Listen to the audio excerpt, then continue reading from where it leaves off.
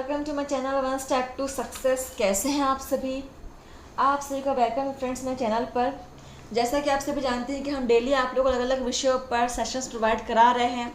ठीक है, TGT, PGT, KVS, NVS, NEET, CTET, DSSB, assistant professor, हर तरह के एग्ज़ाम्स के लिए आपको यहाँ पे प्रिपरेशन क्लासेस मिलेंगी। आप ज्वाइन कीजिए, प्रैक्टिस कीजिए, ठीक है, और टाइम पर आप क्लास हमारे साथ जुड़ जाइएगा। तो आज का जो हमारा सब्जेक्ट है वो है सोशल साइंस, सामाजिक विज्ञान का हमारा सब्जेक्ट है, और हमारा टॉपिक चल रहा है हिस्ट्री यानी इतिहास। ठीक है, सोशल साइंस के हम हिस्ट्री के कुछ क्वेश्चन सॉल्व कर चुके हैं पहले भी, अभी भी हम हिस्ट्री के क्वेश्चन से सॉल्व करेंगे। ठीक है, चलिए स्टार्ट करें आपके सेशन को। और पहला क्वेश्चन देखिए क्या है हमारा हिस्ट्री का। सिंधु घाटी सभ्यता के निम्न स्थलों में से कौन सा स्थल भारत में नहीं है? ऑप्शंस है लोथल, हड़प्पा, कालीबंगा, धोलावीरा। नोट करेंगे क्वेश्चन को, बहुत ही अच्छा क्वेश्चन है।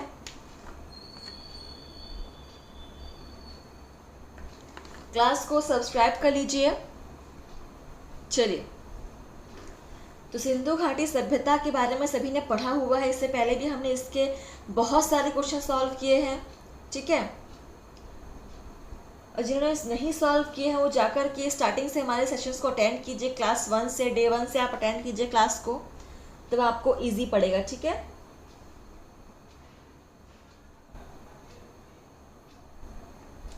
चलिए देखिए इसका आंसर क्या हो जाएगा। सिंधु घाटी सभ्यता का निम्न स्थल जो भारत में नहीं है, हड़प्पा। ठीक है, ऑप्शन बी यहाँ पर आपका बिल्कुल सही हो जाएगा, हड़प्पा हमारे भारत में नहीं है।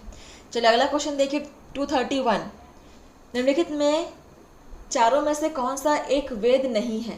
तो कौन सा एक वेद नहीं है आपको बताना है। ऑप्शंस है आयुर्वेद, ऋग्वेद, सामवेद, अथर्ववेद।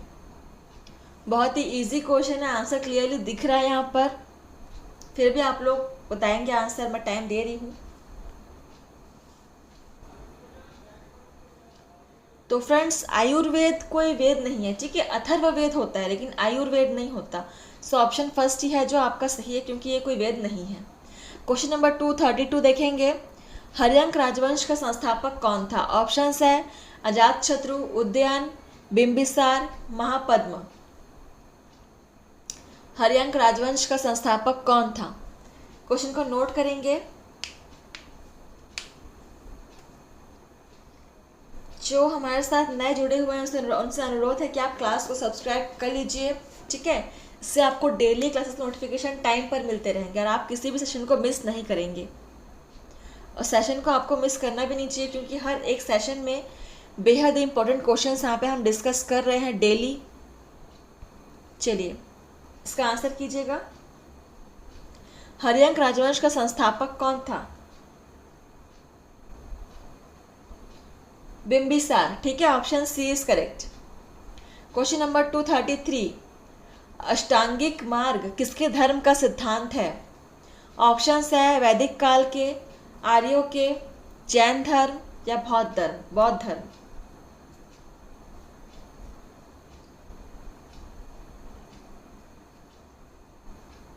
अष्टांगिक मार्ग किसके धर्म का सिद्धांत है?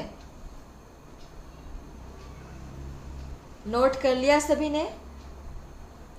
And the right answer is बौद्ध धर्म। ठीक है, option D is correct. Question number 234। यूनानी राजपूत मेगास्थनीज को किसके दरबार में भेजा गया था? ऑप्शंस है अशोक, चंद्रगुप्त मौर्य, समुद्रगुप्त या अकबर। किसके दरबार में भेजा गया था मेगास्थनीज को? और मेगास्थनीज कहाँ का राजदूत था? यूनान का। ठीक है, यूनान का राजदूत था मेगास्थनीज। चलिए नोट कर लिया सभी ने? और इसको भेजा गया था चंद्रगुप्त मौर्य के दरबार में। Option B is correct. चलिए क्वेश्चन नंबर 235। तराइन के दूसरे युद्ध में पृथ्वीराज चौहान को किसने हराया था? ऑप्शंस है कुतुबुद्दीन ऐबक, अलाउद्दीन खिलजी, मोहम्मद गोरी, बाबर। नोट करेंगे।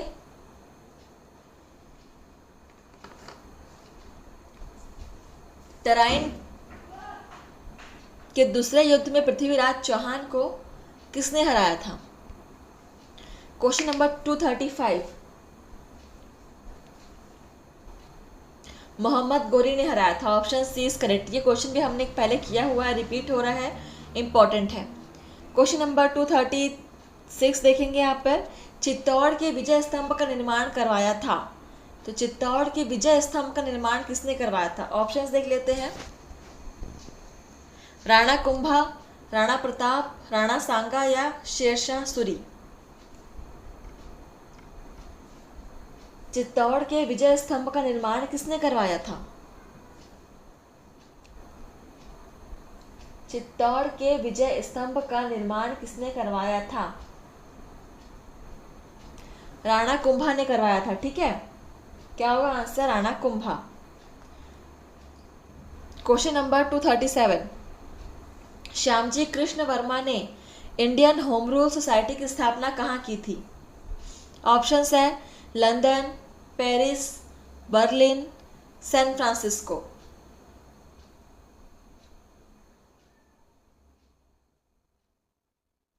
क्वेश्चन को नोट कर लिया। श्यामजी कृष्ण वर्मा ने इंडियन होम रूल सोसाइटी की स्थापना कहाँ की थी? लंदन में की थी। ठीक है, option first is correct, London. Question number 238, Muslim league का लाहौर सत्र जिसे पाकिस्तान के गठन का संकल्प पारित हुआ कब हुआ था? ऑप्शंस है 1940, 1947, 1946 या 1921।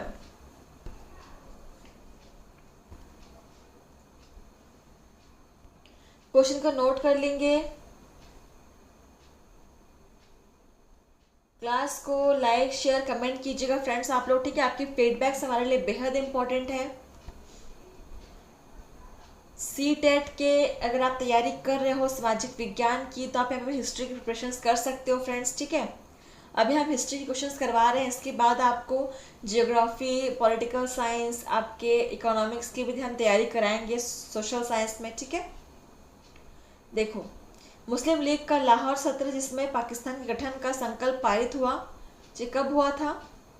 क्वेश्चन नंबर 238, 1940 में हुआ था। ठीक है, option first is correct. Question number 239 देखिएगा, 14 मेजर रॉक एडिक्ट्स। ठीक है, मेजर रॉक एडिक्ट्स किससे संबंध है? ऑप्शंस है Chandragupta Maurya, Akbar, Chanakya, Ashoka. 14 major rock edicts किससे संबंध है?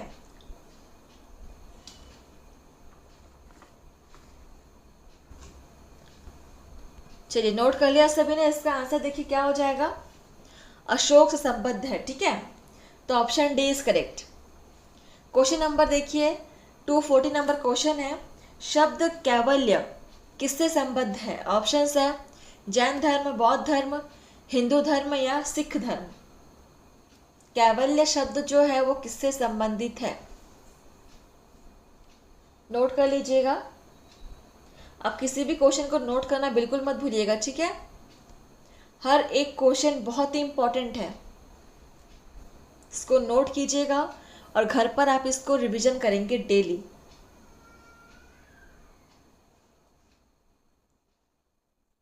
तो शब्द कैवल्य जो है वो आपका जैन धर्म से संबंधित है। ठीक है, जैन धर्म is right, option first is correct. Question number 241, महाराजा रणजीत सिंह का उत्तराधिकारी कौन था? ऑप्शंस है शेर सिंह, खड़क सिंह, दिलीप सिंह, नैनीहाल सिंह।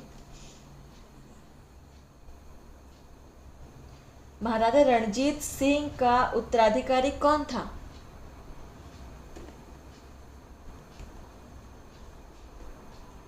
दिलीप सिंह था, option C is correct. Question number देखेंगे अगला 242 नंबर क्वेश्चन है हमारा, सविनय अवज्ञा आंदोलन यानी कि सिविल डिसओबीडियंस मूवमेंट की शुरुआत के दौरान भारत का गवर्नर जनरल कौन था? ऑप्शंस है Lord Chelmsford, Lord Reading, Lord Irwin, Lord Wavell. कौन था सविनय अवज्ञा आंदोलन की शुरुआत में भारत का गवर्नर जनरल? ये क्वेश्चन इंपॉर्टेंट है, इम्पोर्टेंट तो सभी क्वेश्चन है, बट इसको आप स्टार मार्क कर लेंगे, ठीक है। और राइट आंसर क्या हो जाएगा, लॉर्ड इरविन थे, ठीक है। Option C is correct. चलिए अगला क्वेश्चन देखते हैं क्या है हमारा। अच्छा देखिए, यहाँ से आपका जो टॉपिक है वो चेंज हो रहा है। अब यहाँ से हम आपके सोशल साइंस के जियोग्राफी यानी कि भूगोल के क्वेश्चन सॉल्व करेंगे, ठीक है।